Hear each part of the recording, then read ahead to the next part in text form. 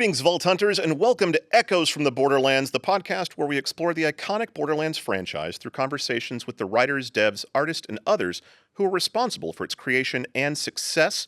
I'm your host, Joel Watson, and today we are talking about what lies beyond the looting, beyond the shooting, beyond the Borderlands. I'm joined by co-founder of Gearbox Software and president and founder of the Gearbox Entertainment Company, Randy Pitchford, president of Gearbox Properties, Randy Varnell, and director of Gearbox Cinema and Cinematics Group, Matthew Ward. Welcome. Thanks. Hey, awesome to be here. Yeah, I like the way you said beyond the. It felt like beyond the Borderlands. It's like you could do Rod Serling stuff now with that. We are stepping We're going beyond. to take you beyond the Borderlands. Let's talk about Beyond the Borderlands. There's 4 main games, 15 DLCs, not including seasonal content and live events, multiple spin-offs, including Tales from the Borderlands and Tiny Tina's Wonderlands, over 80 million copies of Borderlands games sold worldwide, making it one of the best-selling franchises in video game history. It's expanded into card games, comics, novels, and now a feature film is on the way from Lionsgate, directed by Eli Roth. Where does the Borderlands go from here? Oh, man. We're just getting started, buddy. By the way, props for including Borderlands the pre-sequel as a main game. You said 4 main games. Yeah. I presume that's because good for you. Not everybody does that. And It's well-loved. I noticed. It is. It's awesome. You can play as Claptrap. I thought that was going to be the end. Once we did that, cool, we did everything we set out to do. But in fact, no, we have lots of unfinished business. Absolutely. We're just getting started. We don't even, like, this is like, listen, we're on a crazy train. I. Yeah. Randy, you've been there since day one. You know, you've talked to us on the first episode of this podcast, and here we are at the end of this season. You've watched and guided the franchise's growth since before its inception. Do you feel ultimately responsible for the health of that franchise? Or do you still feel that way, and have you empowered others to be stewards of Borderlands? Total empowerment. But yeah, at the end of the day, I think of my job at Gearbox Entertainment as being the most accountable. I've heard you say that a lot. Yeah. It's like, it's not about authority and responsibility. It's about when shit goes wrong, I've got to take the bullet. I'm the bullet sponge. The iridium stops here. I think that's true, right? Like every time that I've heard you say that phrase, it's usually like, we've got a problem. Okay, I'm the most responsible. Let's just figure it out. But like Randy's been awesome to work with over the years because he, when I think of some of the best moments that we've had in the last, I've been here almost 15 years now. Not you, right? It's been sorry. God, it feels like at least 30. just with Varnell. Yeah, that's right. That's right. Oh, it's pulling teeth every day. No, but the moments that we've been around the table and so many times, I can't even count the number of times it's been you and me and a dozen other people in a room around a table. And we've been breaking a story in the good way, right? Yeah. Figuring it out, determining that's what lingo. it is, right? Yeah, lingo. That's industry lingo for. And maybe sometimes breaking a story too. Yeah. We usually put it back together. And being broken by a story. When you break something, you fixed it actually. God, but surrounded in a room with like it's the classic writers who are like whiteboards and pictures of characters. And there was even a time during like the Borderlands 3, it was like the weird red yarn. Like we totally did that. Like the detective story, who did this and what was all I came in on a weekend and did the whole freaking put it on that little board there.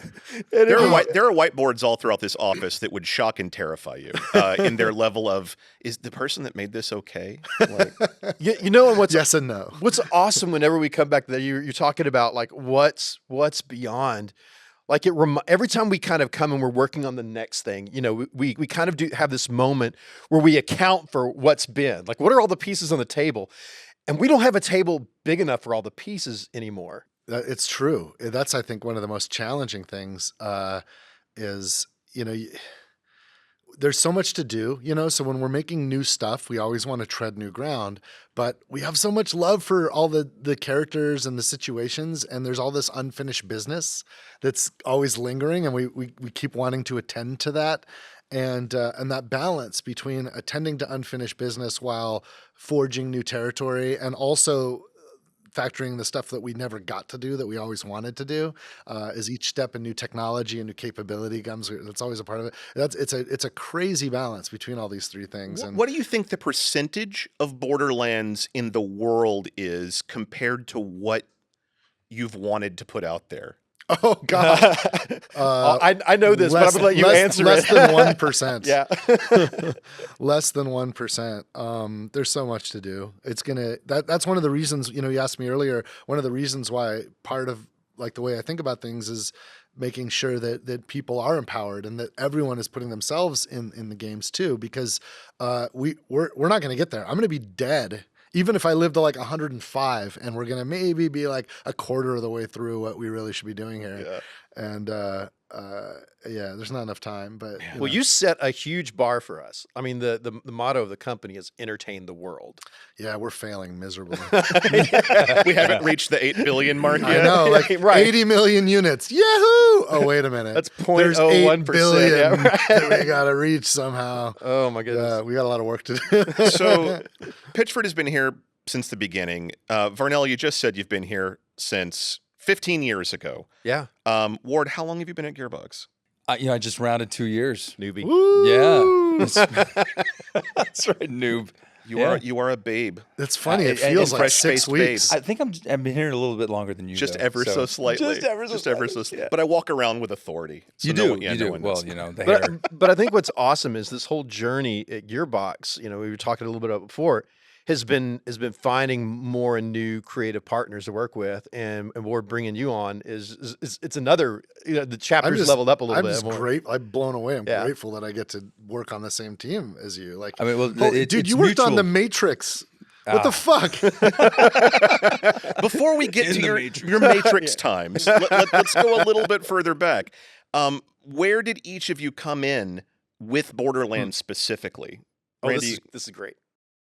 Oh, you want to hear from me first? Yeah, Me 'cause first. you're further back Oh in the yeah, past. we've already heard from like obviously Pitchford has been I'm here. trying to go chronologically, and you're the oldest person I've ever met. So Oh my gosh. Well, I will have to say, for the record, let the record state that Randy Pitchford has Randy Varnell by 2 months. That's true. Oh. Right, right. We're very close. Very close, but I I will pull have rank. to I pull forever rank. call him senior, right?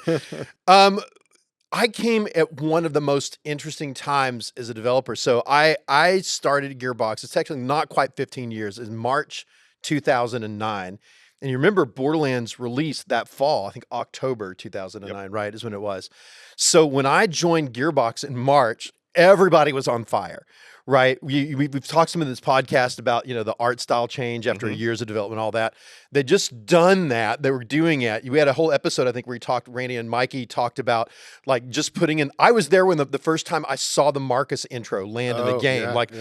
Because I came in and they're like, you want to play test Borderlands? I'm like, yes, please. Like it had everything all the things I love about game, RPG, shooter, crazy style, good writing, all of that was there. It was like a game built for me.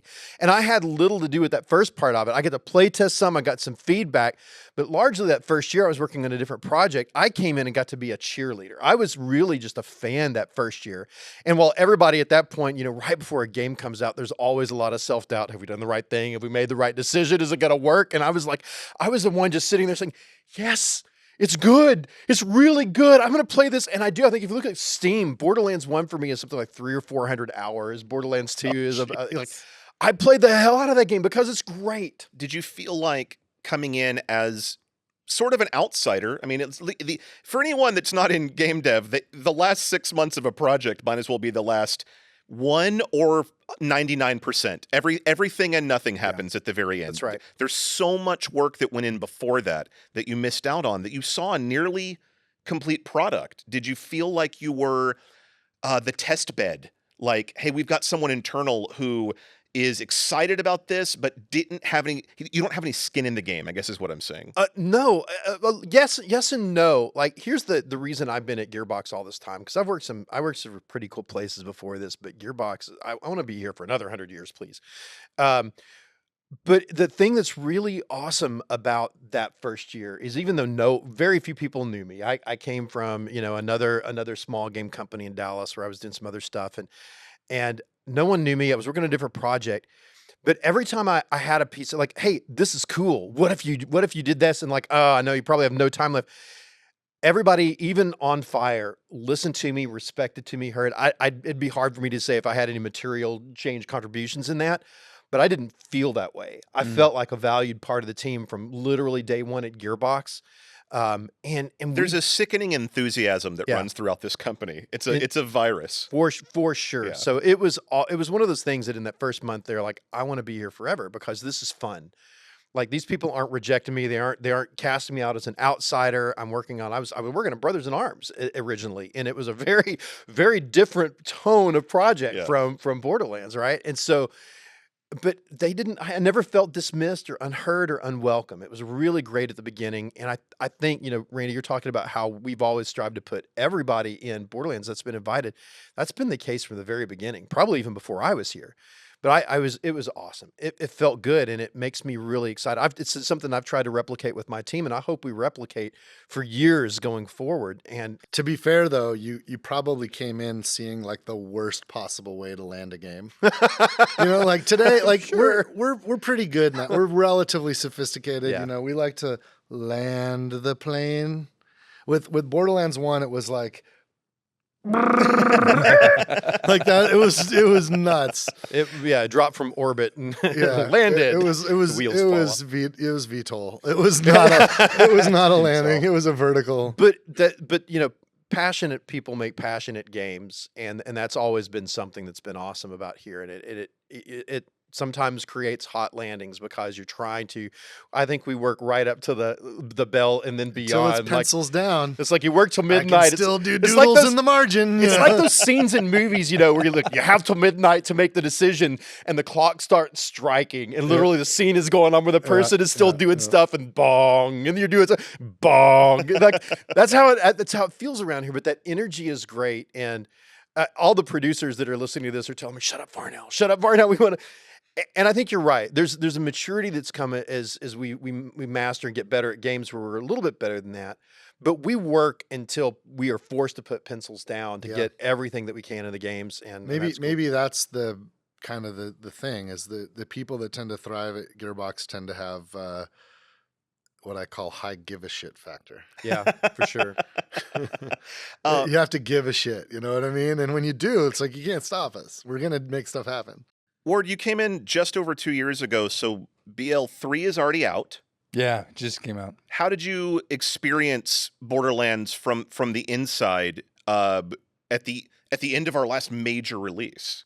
Well, I mean, so for me, what put Gearbox on the map for me was Borderlands 2, and everyone took note of that, right?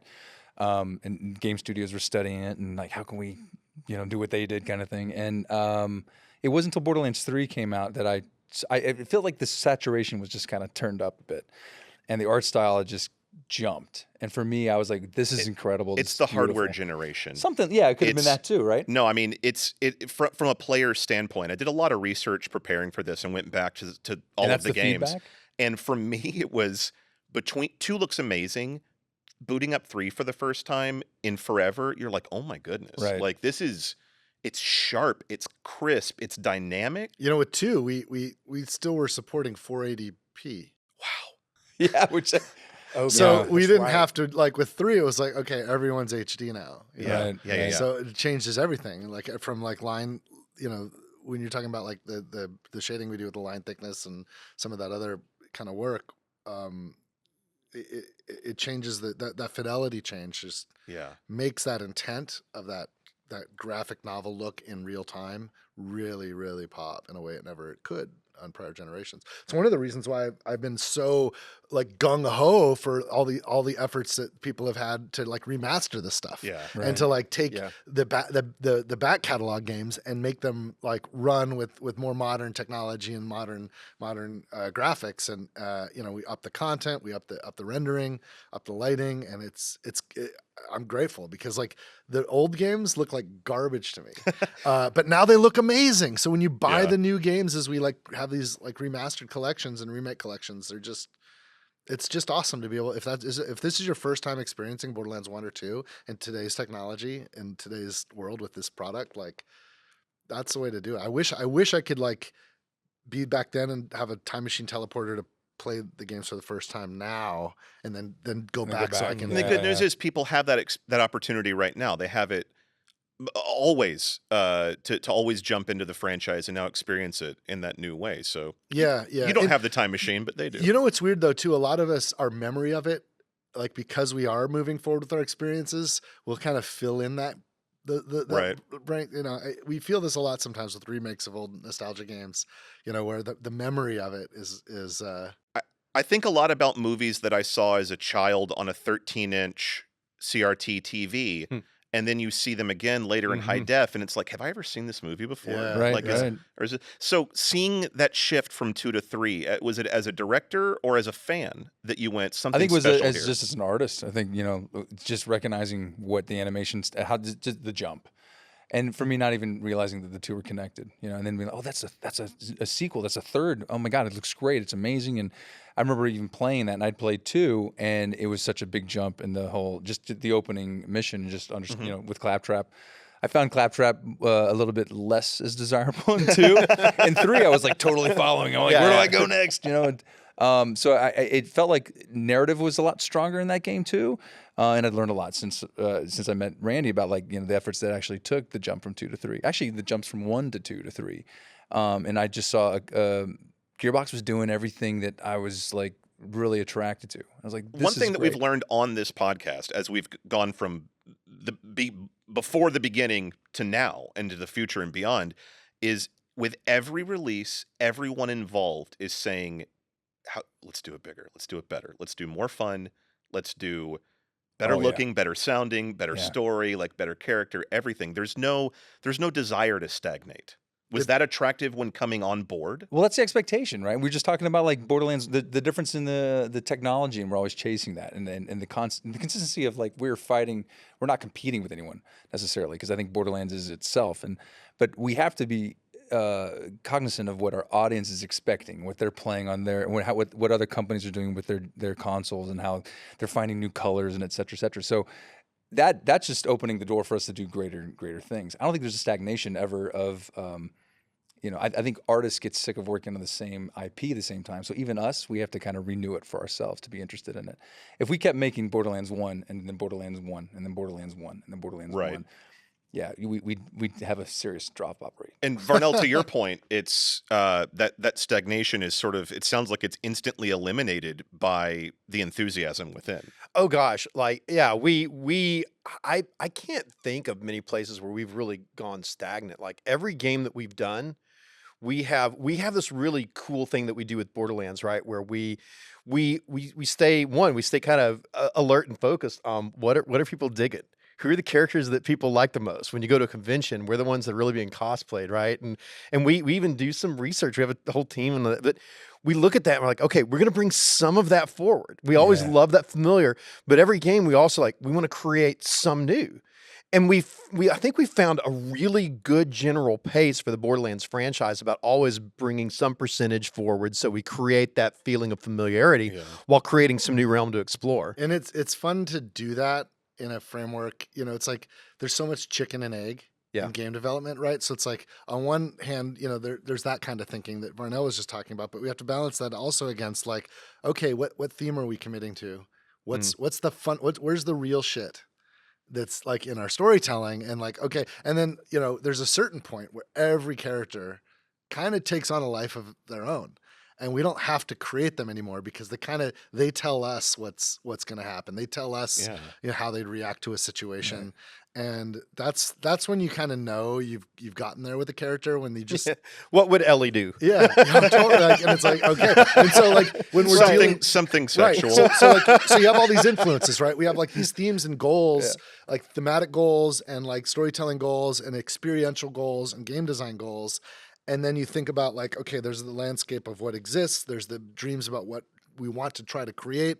And then there's like what players want and expectations are. And all that's in the soup, and we got to figure out, okay, what go, those are all ingredients in the kitchen, I guess. And you have to figure out what's going in the soup. And from a practical player standpoint, a place where I really felt that was in 3 when Sanctuary is a spaceship. Yeah. it's a familiar location with familiar characters that comes with you elsewhere. It's almost the perfect bridge. And look at the murder we got away with that, right? Because like we wanted that to be a thing, but it's like at the same time, we expect a place where Moxie's gonna have her bar. Yeah. So we just put Moxie's bar on the spaceship. Yeah. Like it makes no sense. We're like, fuck it. This is what. No, Crazy Earl's in a closet on the Exactly. spaceship. That's the other one. Crazy Earl's just like he's just like, what's he doing here? And Marcus has a shooting range, like Yes. on the spaceship. he There's a does. Of course shooting he range, does. like. Yeah, but it's fine. Like OSHA's not gonna be happy about No it. one's ever complained about any of those things because it feels absolutely correct and fine. And that's what got me into this. All of that character, there's nothing boring in this game. Right. It's never a dull moment. And I still today find new things that I love about this property. And then how we've spun it off and stuff. It's just it's awesome. I mean, it goes on forever. And when we get a little bored, then we throw in a Velociraptor as the holiday Sure. vendor. That's right. Because that makes sense. That's great. We've talked a lot about what is special about Borderlands and sort of how we've expanded it. What is it about Borderlands that demands expansion beyond the main games, into other media, into is it story and character? Is it humor? Or is it just good business? No, look, one of the interesting things that happens when you make like with a game like Borderlands, fortunately there's a lot of people that love games like that. But it turns out that we have players that have literally spent thousands of hours in the Borderlands, and they have people in their lives that they'd like to share that with in some way. But those other people in their lives aren't going to like jump in and spend 1,000 hours doing a shooter looter. So by creating other kinds of ways that experience could be shared, then it sort of lets people come together in this fiction that they love, in this universe that they love, with the characters that they love. You know, I think there's going to be a lot of people that go see the Borderlands movie that have never played a Borderlands game, but they're going to have heard about it, or they're going to have been brought there by somebody who has already seen the movie and loves the games and wants to kind of bring them into the world. Oh, that's fun. And sometimes we'll create new gamers out of that. But it's also the other way around. The other mediums can do things that the video games can't.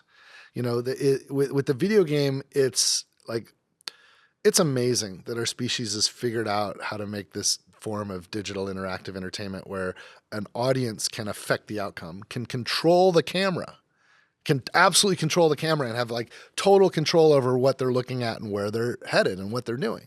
And that's beautiful and amazing. Obviously, I've like committed my life to this medium, but there's other kind of things you can do in storytelling if the storyteller has control over the camera, and there's other things we could reach. And you know what Borderlands gives us is a place to mess around with that uncomfortable median between two opposing ideas, right? That's literally what the word means. It's the space between these other things, right? So, you know, from a genre level, mixing sci-fi and Western, you know, but from a character level, it's the difference between who a character is and who they wish they could be, and exploring that messiness between those two states sometimes could be done better in other mediums, whether that's a graphic novel or a comic book or a film, and it's awesome that we live in a time and place where it's possible to explore characters and a thematic intent behind an IP in multiple mediums. And I'm grateful that you know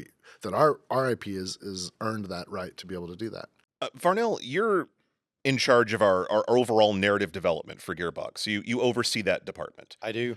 That department has produced, well, actually, that's not true. Before that department existed, we produced a comic miniseries written by Mikey Newman, Borderlands Origins in 2012, told the story of how the 4 original Vault Hunters met. We've done a series of novels with John Shirley from 2011 to 2013. We have another novel on the way from Anthony Birch for March of 24, set in the Tales universe. Is a full expanded universe the ultimate goal? You know, I think, you know, listen to what Randy's talking about, like summing up how the interactive pulls us in. It is a really cool medium of storytelling. So I've never been a smoker in my life, but you describe people who smoke a lot as chain smokers. I've always described myself as a chain reader. Right. Right. I was the kid, like if you look at from the time I was about 10 till now, my book closet at home is just this stack of stuff. And you buy every #1 comic that comes out every month. Yeah, well, that's a whole other, we'll talk about that sometime else. I've got a problem now. But for me, one of the things I love about well-developed worlds is that feeling of when you're consuming that next chapter, that next section and all of that, and man, you're on the ride and you're loving it, and it's got your hooks in you. And you love it, and you feel like those characters are your best friends, and like it's me and Lilith, or it's me and whoever, and I'm there and all that. And then that chapter ends. You finish that story, you finish that book, you finish that game. And I have this feeling, and I know it's a common thing in our culture. It's like, oh, yeah, it's over. And especially, man, when you get to the end of like a trilogy or something, and all I've ever wanted in my 10-year-old heart, is every time I have that feeling is to immediately, I need to buy the next one. And those moments when I can't go and get that next one, I'm like, I gotta wait a year. I've got to wait 2 years. I've got to wait 10 years for like some of it. It's like, it's always, And I think for me, Borderlands has reached so many people in that way of those great worlds that I love. And it's reached me too. I was a fan first and kind of got to inherit this, how do we do that? For me, if I can find more people out there, one, to catch onto that I want to get on the wave of Borderlands. I wanted to understand how much you can love this great, colorful sci-fi universe with humor and drama and real shit and all of the other stuff in it like we have. But the more I can, whenever someone in our group of friends and fans experience that, I want a little bit more. My job, it's the greatest job ever, is that how can I always have, I've got a little bit more coming. I've got a little bit more coming. Here it comes. So part of what we're looking at, you're asking about the future. It's can we obviously are doing that with have done that with games and hope to do that with games in the future. It's so much redacted that we can't say anything about right now. Dude, there's a lot of unfinished business. There's a lot in of Borderlands 3. unfinished business, but Can we do that in other places? Like you said, that we've got Anthony's novel coming out, and we're doing it right now, aren't we?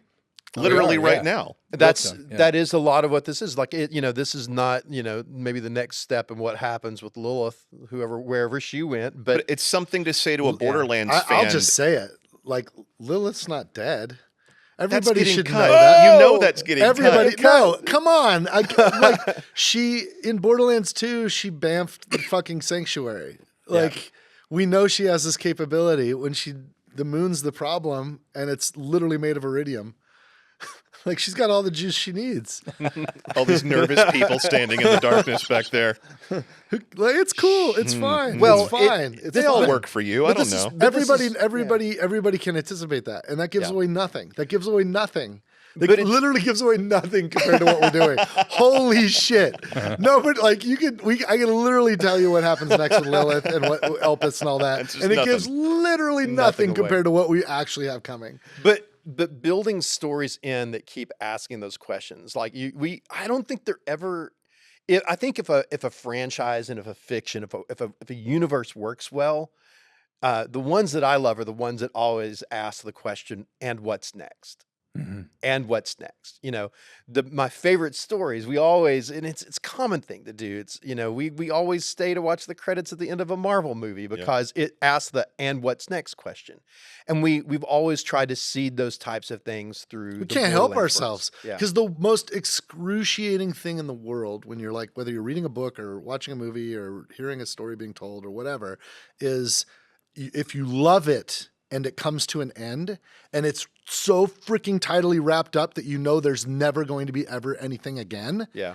That's the most painful thing in the world. Like, the worst sentence ever imagined by storytellers is, and they lived happily ever after. Right. And like, no, I want more time with this. This is crazy. I want to see my favorite people dealing with stuff, and I want them to find love and see how they deal with pain. And I want to I mean, I learn about myself when I spend time with these characters. Absolutely. You know what I mean? And Yeah. if something's vibing, the last thing I want is for it to be over. When I was a kid and I used to read Roald Dahl books, I would just die. Yeah. Like when they were over. I was like, are you kidding me? Like this was amazing. And now I will never have more time with James and his giant beach because it's over.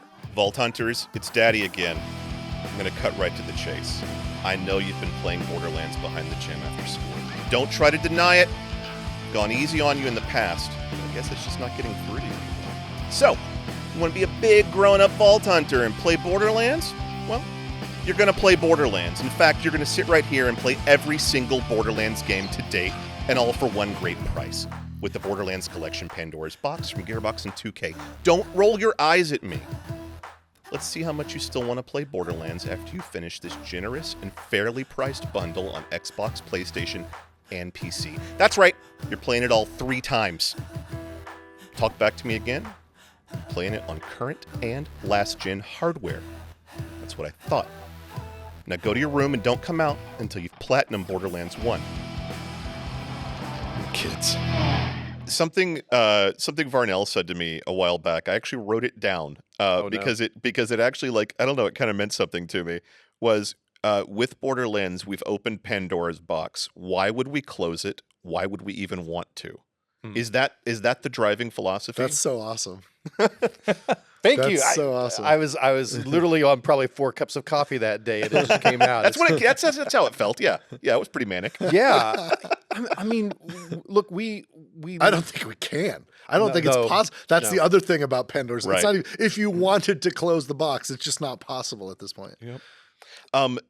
In terms of the ways that Borderlands grows and evolves and necessitates it's sort of its own evolution. Tiny Tina's Wonderlands, an entire new massive game born out of a DLC. How natural is that process, or was that a pressure point? Like, was it difficult to figure out if that was the right move?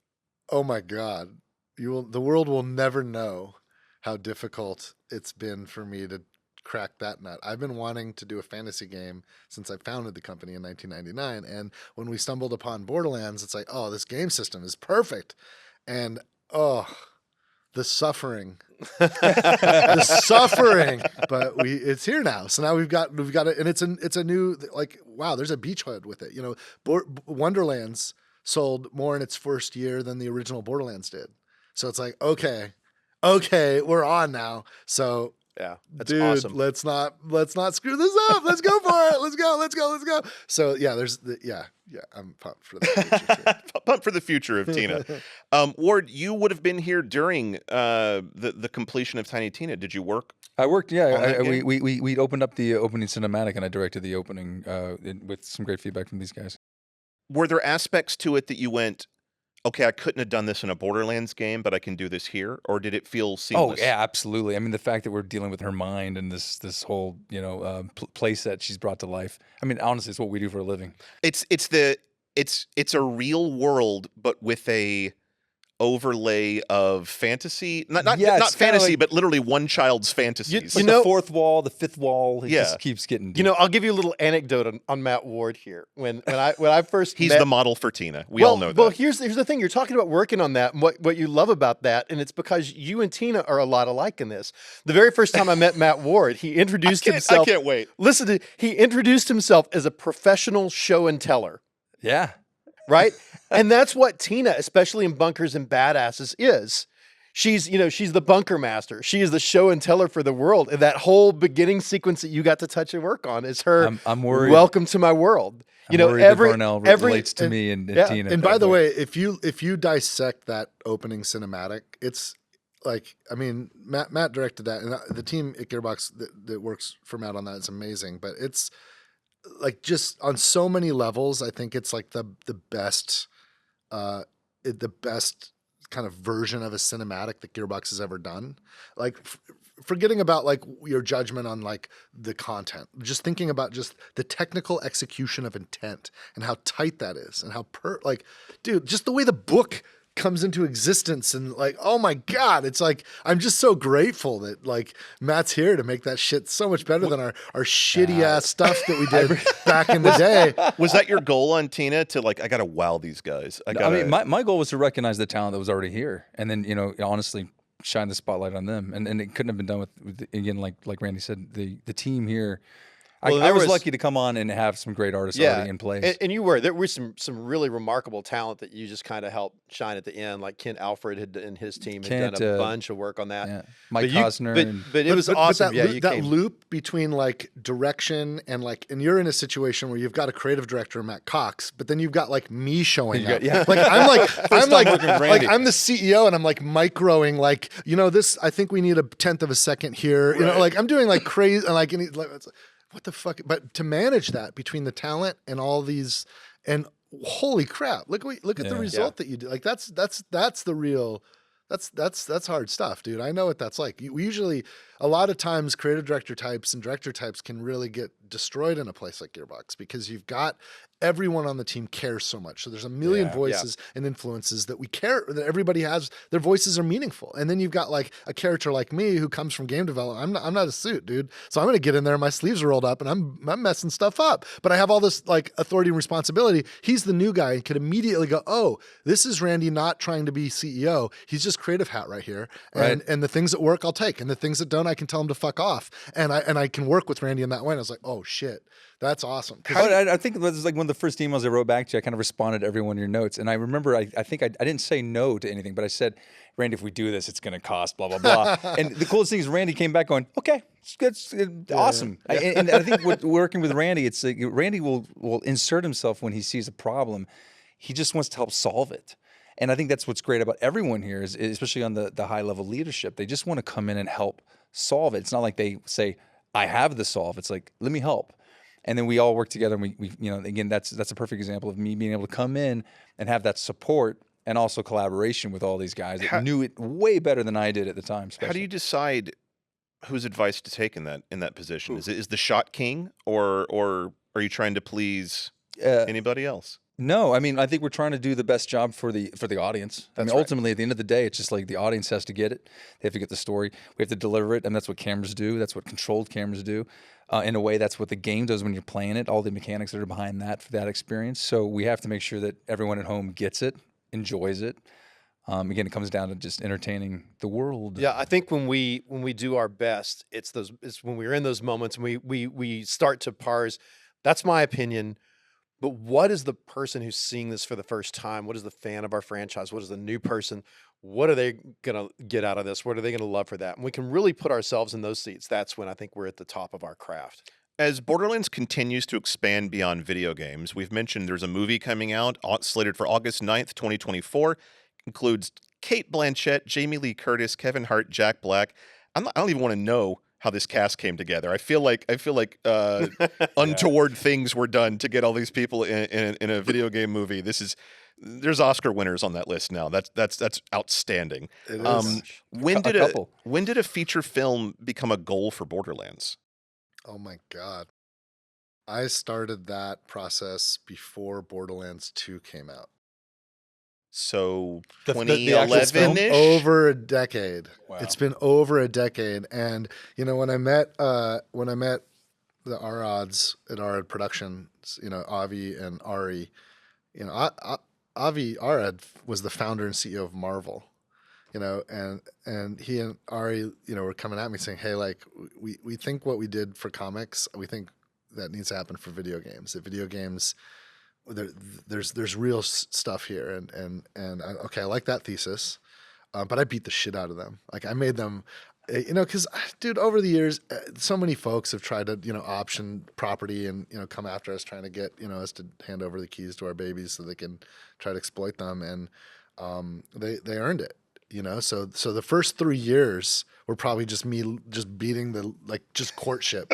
And then, it because I was so cruel to them, I say nonchalantly, like we spent a lot of time, we became friends, and like I'm playing League of Legends with Ari, just like for no reason. We're just like, oh, let's team up, and we're like, I don't know, for weeks and weeks we're just playing League of Legends every night.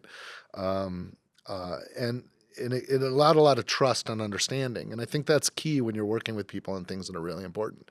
But that this movie thing, it's been a long road, but it's been one that we've really invested ourselves in too. Gearbox has spent a lot of resources, my own time and a lot of time of people just to both understand the process, but that same attitude, just trying to make, like Matt and his team, they literally rendered CG that's in the freaking movie. Like the rendered here at Gearbox, it's pretty dope. Yeah. It's What pretty dope. does it mean to have a resource like that in-house? Where, I mean, do you feel like almost emergency support, or is it just like we're the SEAL team ready to be deployed? No, I think we're an extension of connecting those two, and that's what excites me is that the film industry, the game industry will maybe never completely connect, but we're recognizing where we can cross over a lot more, and having teams in house, and again just seeing how Gearbox, when the film was kicked off, was so involved in this, and that might have just been Randy but all the people that Randy's invited into that. Has been pretty amazing because I've worked with other studios that have actually worked with other studios and other game studios connecting that, and it's usually the IP is just kind of written off and it's licensed and it's gone, and then We've seen the evidence. A movie comes Absolutely. out that has nothing to do with the game that you Absolutely. love. So the fact is we've built a team that's able to help ensure that the integrity of the game and the IP is present in the film. By being hands-on with it, and it's more than just like consulting at a table. It's actually like doing a lot of the work and helping. You're doing inform. previs. Doing You did previs, some post-viz. post-viz, Yeah. and the most. And this is happening like literally in real time right now because and I don't even know what I'm allowed to say or not. But who cares? It's fine. I'm not gonna spoil anything here. You can always edit it. But we were working on some stuff. There was this idea for something that could help, and the director and the editor liked it, and the producers liked it, and so it's like, okay, let's give it a shot. And so we created some animation. It's like, this is great, and we did it with a rig that was compatible with the rig in the movie for a character. And then it was like, well, shit, like nobody can render this, and like it was like, well, why don't you give it a shot? So like Matt and his team literally render it from a video game engine. And probably 10 or 15 back and forths with lighting and with So a little bit of feedback. yeah. But now they're just Visual like effects. you did it. This is great. Yeah, It's like, oh wow, it turns out, and look, that should be no surprise. Unreal Engine has rendered shots in freaking The Mandalorian. Sure. And it's you can let it bake longer and get like really great results. But it's the first time we've done it. Yeah, And it's really cool. This is our first step of something I think that we all want to do. It's a live action movie, Yeah. by the way. Like Yeah. this is Yeah. not Yeah. like A lot of this people is, know that. Yeah, this is a live Yeah. action movie. This is not like it's legit CG trying to fool the eye into believing We it's had reality. to make it look. We had to take the. I mean, again, we had to match the photorealism of it. So Yeah, it's pretty great. But I think we do this more going forward. Matt, Absolutely. it's the reason that you're here with us, that we wanted to invest in someone that has a substantial past in Hollywood and film. Well, let's right? talk about that. Gearbox is moving into transmedia with comics and film and game, like physical games, card games, board games. Gearbox also has a slate of IPs beyond Borderlands. Duke Nukem is one of the most recognizable game franchises in the world, and there's a film in the works with Legendary and the Cobra Kai team. Brothers in Arms with a TV series. We've got more IPs, Homeworld, Risk of Rain. We have a good working relationship with Dark Horse. There's a lot of things in the works. We just got the Borderlands source book. Yeah. Oh, yeah. Done in I just got my partnership. copy. We did. That was a great And I noticed you collaboration can with- just buy it on Amazon, and like because can. it just launched, it's like they do the 10% off, trying to juice it a little bit. So if you want, you can buy the Borderlands source book right now for 10% off on Amazon. which our internal team did a lot of editing to just ensure the we're quality working and with the credibility. Dark Horse guys. Dark Horse published it. It's freaking beautiful book. It's amazing. So with these multiple well-loved, highly regarded IPs expanding into transmedia, how do we manage it all? Randy Varnell. yeah, ask him. Well, you drink a lot of coffee in the morning, drink a little bit of bourbon in the evening. No, it's we Randy and I have been kind of dreaming and working up to this over, gosh, the last 6 or 7 years, definitely on this. We in around Borderlands 3, I built first kind of a small narrative team to bring to get it out of just like, because Borderlands 2 is written by Anthony Birch, and then right, and Anthony is amazing. He's a mutant of a writer, and he did such, and he worked. Of course, there's a lot of other creators that can contribute to mission and character design and all that, and they were a big group, but that was the only titled writer we had on that, right? And then in Borderlands 3, we had like 4 or 5 credited writers on that. We built the team a little bit bigger. But even more than that, the narrative, we started to acknowledge that the narrative of a game everybody has to contribute to that, right? So we were meeting regularly with a creative director, with Randy Pitchford was in tons of meetings with us earlier on that. And that idea, and I think we really started to say, wow, this is awesome. We're just starting on this massive universe. Built an engine. To build an engine that built could a do narrative construction engine. And then from there we turned narrative into creative development, where we started to build towards cinema and bring cinema in it and other things. And then just over a year ago, Randy said, hey, I want to build an entire division that is like the connective tissue for what we do in the games and what we do outside of the games, that can remember our lore and that can do some forward thinking about franchise planning and all of that together, and then do it for all of the franchises that we have. And I'm like, I'm your man. I volunteer as tribute because I can't stop. I love worlds and I love stories and I love development and I love reader. I love all the different types of media, right? So we built Gearbox Properties. We started Gearbox Properties that stands aside Gearbox Software, and Gearbox Publishing is another group. And we're not as big as those teams, but we have a mix of writers and visual storytellers and cinema, and then whatever you are, Joel. My title is creative producer. People that have passion and talent for caring about franchises, and then taking them and turning our imagination into real product that we can give those moments that our fans say, I just wish I had a little bit more Borderlands in my life. Joel Watson brings us a podcast. Matt Ward brings us some animated things that you'll see maybe next year in the movie, and other stuff, right? And then we still have the game teams. And the hope with Properties is that we can help do more than we've done in the past, and also do it more consistently, but always keep that radar on our customers. What do they like? How can we give them more of what they love and less of what they don't? How can we build on that and build those things so that they can, with us, just be delighted and surprised by what we do with these stories in the future? Yeah, and it's also about cohesiveness with different teams working on different kinds of products and projects, right? Like if you've got a group of people making plushies, what do they know what Borderlands is, and how do they interact with a team? Game developers are busy. So Properties gets to become the custodian of intellectual property across all manifestations. In fact, there's a really great anecdote on that. It happened just before Properties, but as an example, like in Borderlands 3, we were working on the new look of Mad Moxie, right? And she runs that bar on Sanctuary you talked about earlier, and Art had made this really beautiful model. It looks really, really great and all that. And one of my writers said, hey, she's missing a heart tattoo.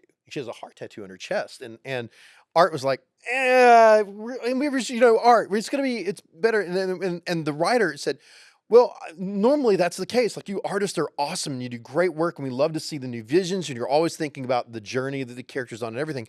But that tattoo is actually really important because it's a clan tattoo that goes back to Moxie's story. It's a past that she's overcome. It's really important to us. And our fans know this, and our cosplayers know it. You could see it on the cosplayer. And we actually had to have the art team open back up the asset come to later Jesus on, right? meeting. Well, we don't want to be mean about it, but it was one of those times that we had to say, hey, we have a responsibility to our customer, and like you said, the cohesiveness and the continuity of that sometimes those things are important. Sometimes they're like totally not important. Cool, we'll let it go.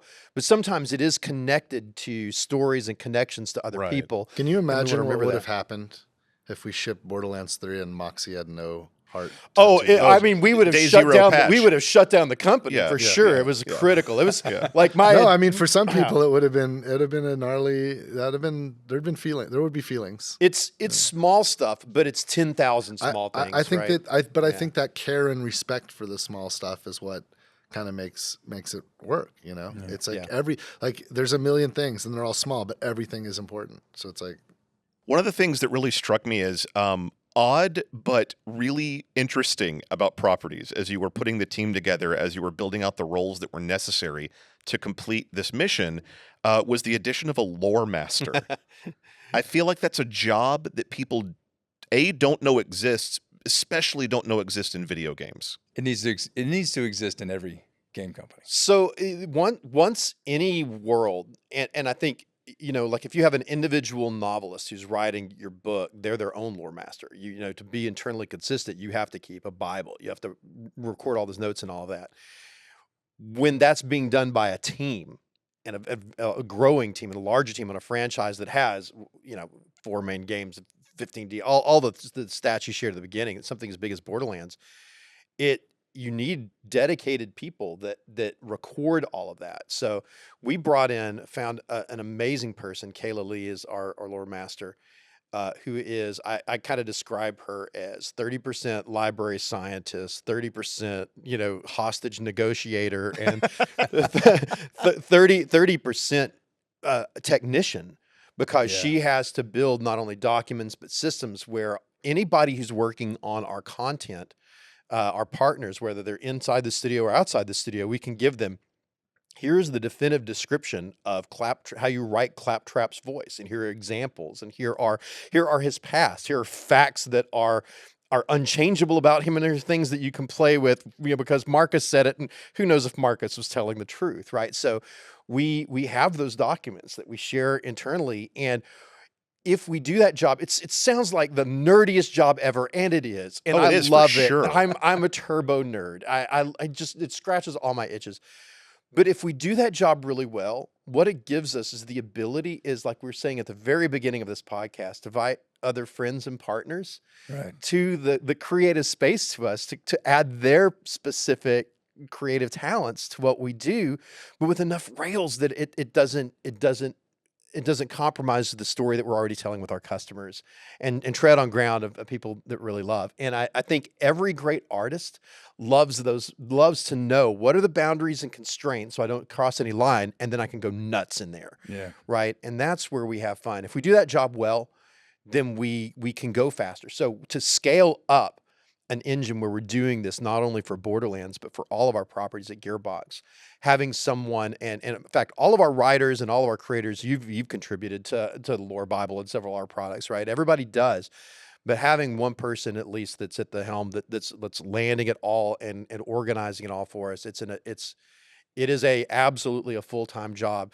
If I weren't doing this job, there's a version of me in a multiverse that's got a lore master, a big wide-brimmed lore master hat with a feather on it somewhere, that's like cracking my knuckles. And today we're going to talk about, the colors. Claptrap has never canonically referred to his own butthole, so he probably doesn't have one. Right. But if you want, we can have a discussion with legal. the lore master though unlocks crazy stuff. Like, that's right. Like this project with GenVid, like there's no way, there'd be confidence to let something like that happen without the fact that properties exist and there could be some connective tissue. Yeah, EchoCast. Look it up. It's wild. Like this might be a thing in the future of interactivity, and those guys certainly are really trying to do something that's never really been done before. And the fact that we can do it with Borderlands is awesome, but we have to take a risk. Both with like what is the canonical connective tissue with Borderlands, and how other people are going to play in that space with us. As we talk about the weird jobs that come up in properties, what was the impetus for a cinema department instead of the cinematics artists that were already here? I think the way that a lot of game studios are valuing visual storytelling that is non-controlled and not experienced by the player, not designed by designers. And it helps narrative align players. It helps more people get together, but it also connects to the world of the next visual storytelling of film. I mean, the term cinema and cinematics comes from that. And so I think more and more companies, including Gearbox, were recognizing the value that team can bring, and not just specifically into the game, but also outside of the game. And I think what happened was, like, when Gearbox was already, like, deep into the production of the film, they were realizing like, wow, this is an untapped resource that we haven't really focused on as much. There's great cinematics in the Borderlands games and the other IPs, but we're going to take it to the level of which now, like we were talking earlier about expectations from players and from our audience, that are going to meet that and surpass it, but also continue to connect that mental real estate that we're used to seeing at 24 frames per second in a darkened theater.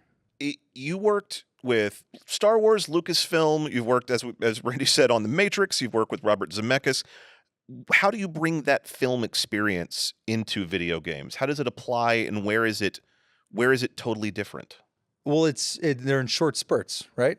For a cinematics team, so it's connecting the dots. I've always said that the best cinematics are the ones that align the players, that give them a chance to just for the story to sit down and sink in, and allow the audience to go, oh, okay, now I know the why, and now I know why I care, and push that through. I mean, it's so easy to make a first-person shooter that you go around and just kill bad guys, but when you why would I care a pretty good opening question for stuff like that? I think so. I mean, I think that's where story ultimately. I think that's what actually makes people come back to play a game, is why I care. And what is the SGC?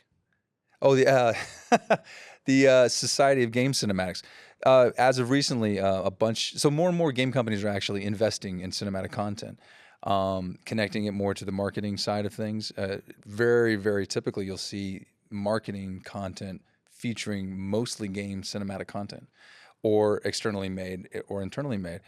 And so we're starting to see more and more of that across the industry. So me and several friends, other cinematic directors and producers, started to have shared knowledge conversations.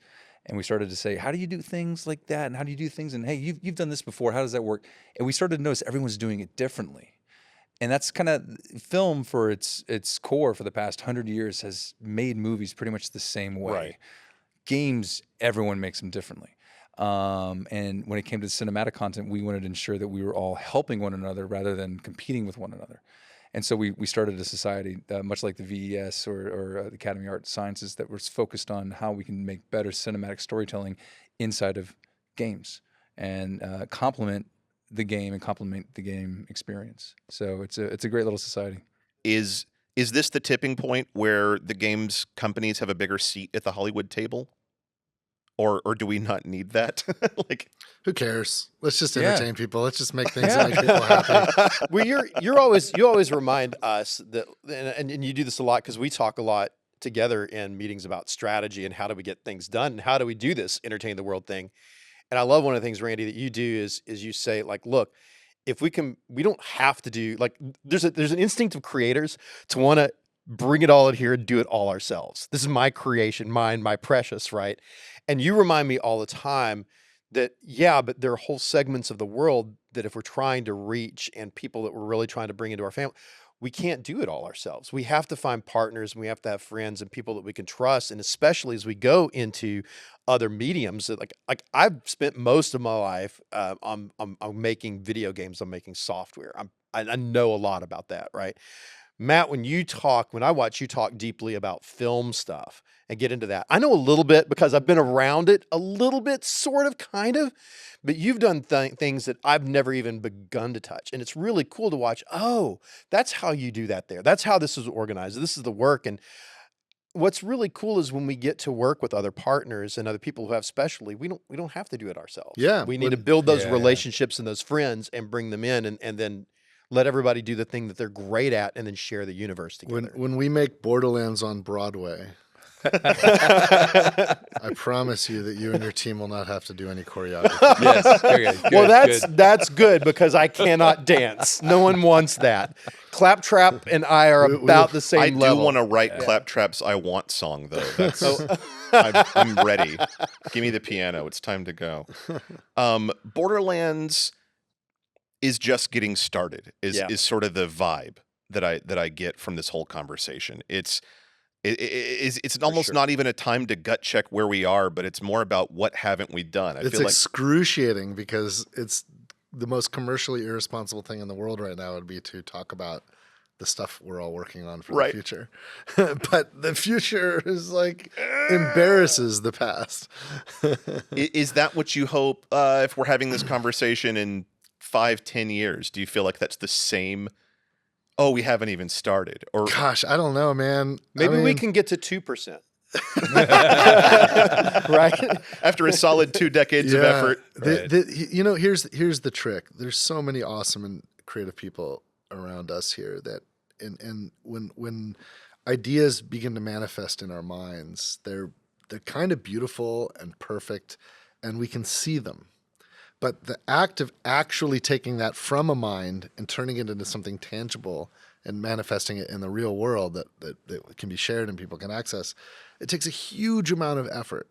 And so I think that the vision of what could be will always radically outpace the reality of what's been created. And I love that. Like, that doesn't frustrate me. That turns me on. That animates me. That gets me up in the morning. You know what I mean? And I'm here for it. Is that how Borderlands entertains the world? Does it accomplish our mission in that way? Well, it's certainly a part of it, right? I don't know that the entire world is going to vibe with our crazy sci-fi Western, this ridiculous art style and this absolutely wacky stuff that we do in the game and it's a juxtaposition from the hardest, grittiest, gnarliest stuff to the craziest, wackiest, loosest, and that is also like the borderland between those two ideals. That the whole world's not going to vibe with that. So, but the ceiling is definitely higher than what we've seen so far, and I think with what we're working on now, when it comes to be talked about and commercialized, I think we're going to get a better picture of what that ceiling could be. Absolutely. There's only one thing left, and it's the most important thing. Randy Pitchford's already done this. I'm going to offer you the opportunity if you'd like to do a redo, but this is who does the best Marcus? The line is, so you want to hear a podcast, eh? Now, I can take your score from the first episode. You're already on the board. You're already on the board. You're like in the top 3 right now. We're all straightening up right now. Just getting set. So if you don't want to break that curve, you can abstain. Varnell, I'm going to put it to you. Do you want to get us started? Ooh, sure. So, you want to hear a podcast, eh? It's not bad. It's not bad at all. Or can you? He's got a smile when Marcus is he's happy. He's happy to tell you this story. I'm going to give you So you got to. I'm going to tell you how you do this. I'm going to give you a clue that no one else has I think, gotten onto yet, because I think I might want you to destroy Varnell. What's on this. that? He's got a jowly voice. There's heft in his mouth that no one's really. He's got a little cotton in there. Yeah, a little chewing bit. tobacco. A little bit. But he's happy when he says it. All right. Let's hear it. I should have practiced. So you want to hear a podcast? I knew this was coming. So you want to hear a? No! You were so close. He popped the chute All right, here we halfway go. through. You were so That's right. close. Oh no! All right, here we go. All right. Everyone quiet. I need to concentrate. Quiet on set. So you want to hear a podcast? So you want to hear Matt Ward So do you Matt Marcus? So you want to interview? Yes. I'm going to finish the rest of the podcast like this. Oh, it's a good thing it's over Yeah. then. It's an excellent thing that we've come to the close. Should I take another swing? Do you want? Do it. I'll tell you no, what. yeah. I'll even give you this. I'll give you the best of your 2 scores. Oh hell! Then I have to take. You a got to swing. do it. Why not? Go. All right. So you want to hear a story, huh? Oh wait, hold on. It's podcast. Oh, look at the So you want to hear a podcast, huh? Have I got a podcast for you? Oh dear. Okay, I think you did better than last I time. hate that to was say it. I hate to say it because we all literally work for him, but that might be the best one. Yeah. That might be the best one. You know that Randy's done it the most, though. And, he's doing it in the car. He's at I've home been in the practicing shower. this in the since shower. the last time. In the shower. I heard every him day. walking down the hall. So.